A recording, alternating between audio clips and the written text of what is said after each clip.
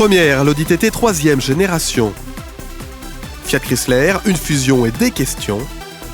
Qashqai 2, toujours leader. Souriez, vous êtes filmé, les caméras envahissent les voitures.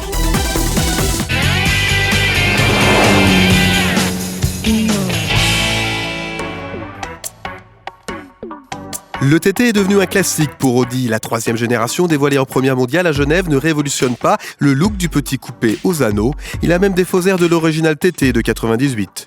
Il fallait qu'on garde cette ligne du TT qui fait sa force, tout en lui donnant aussi les traits actuels qui font la force de la marque, les feux à LED ou les phares Matrix par exemple. Instantanément, on reconnaît un TT et instantanément en l'envoyant, on voit que c'est une nouvelle voiture. L'évolution technologique est nettement plus poussée, plus court, 4,18 m. Il est aussi plus léger de 50 kg et toujours aussi sportif et joueur. TT, c'est la touche jeune d'Audi.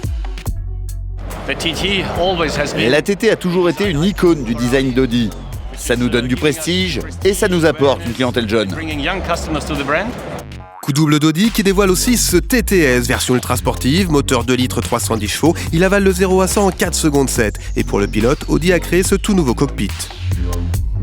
Alors la grande nouveauté, c'est qu'on va pouvoir configurer ce tableau de bord en fonction des besoins du conducteur. On va être par exemple dans une configuration classique avec les compteurs de vitesse et contours à droite et à gauche, mais on va pouvoir aussi, sur la simple pression d'un bouton, basculer sur un écran intégralement dédié à la carte du GPS. 2 motorisations sont proposées pour ce TT, essence 230 chevaux et surtout diesel 184 chevaux qui devrait assurer le gros des ventes, prix de base 35 000 €.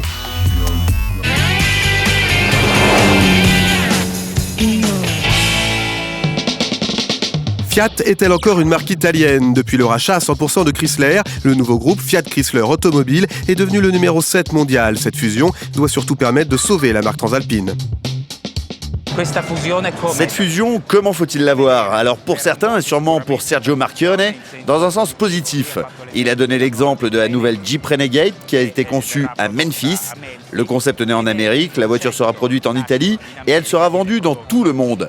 Un exemple clair du concept de globalisation selon Sergio Marchionne. Des changements qui perturbent, Fiat fait partie de la culture italienne, la 500 en est le symbole. Ce que les Italiens n'acceptent pas, c'est autre chose. Pendant de longues années, Fiat a été subventionné par l'Italie. Fiat change de siège social, le siège légal en Hollande et le siège fiscal à Londres. Et cela crée de l'amertume chez nos compatriotes. Fiat veut renouer avec les bénéfices en se repositionnant sur des segments plus haut de gamme et plus rentables grâce à ses marques Alfa Romeo, Maserati et Jeep.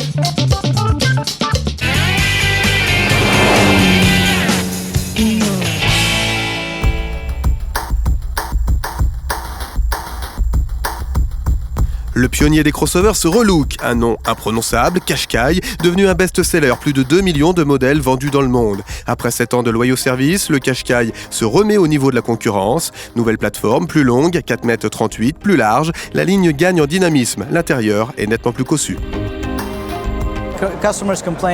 Les clients se sont plaints que la qualité de l'intérieur n'était pas à la hauteur attendue parce que la voiture avait 7 ans. Donc il a été considérablement mis à jour.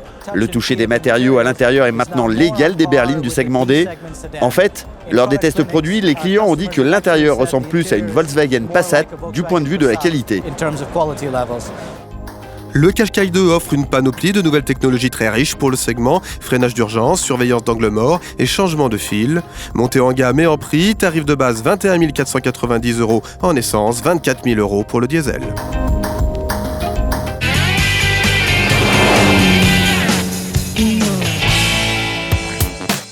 Souriez, vous êtes filmé en conduisant. Les caméras envahissent les voitures. Des caméras partout et pour tout. À la place du miroir de rétroviseur dans le concept Intrado Hyundai. Des caméras pour l'aide au stationnement, l'anticollision et l'évitement de piétons. Mercedes crée même une vue 360 degrés, un peu comme si vous planiez 2 mètres au-dessus de votre voiture. L'image est reconstituée grâce aux 4 caméras positionnées autour de la voiture. On peut allumer la caméra à 360 degrés en appuyant sur le bouton. Ça donne une vue d'ensemble de la voiture.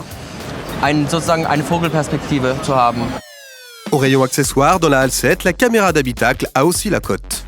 C'est une caméra avec un enregistreur de données, donc avec une petite carte SD, qui enregistre des données et qui vous filme la route. Vous pouvez mettre ça à l'avant, à l'arrière, en cas de sécurité, en cas d'accident sur la route ou en cas de pépin ou en cas de mauvaise conduite d'un autre utilisateur.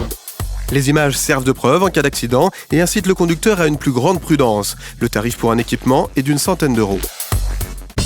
Et n'oubliez pas, rendez-vous sur notre page Facebook. Venez voter pour vos premières de rêve.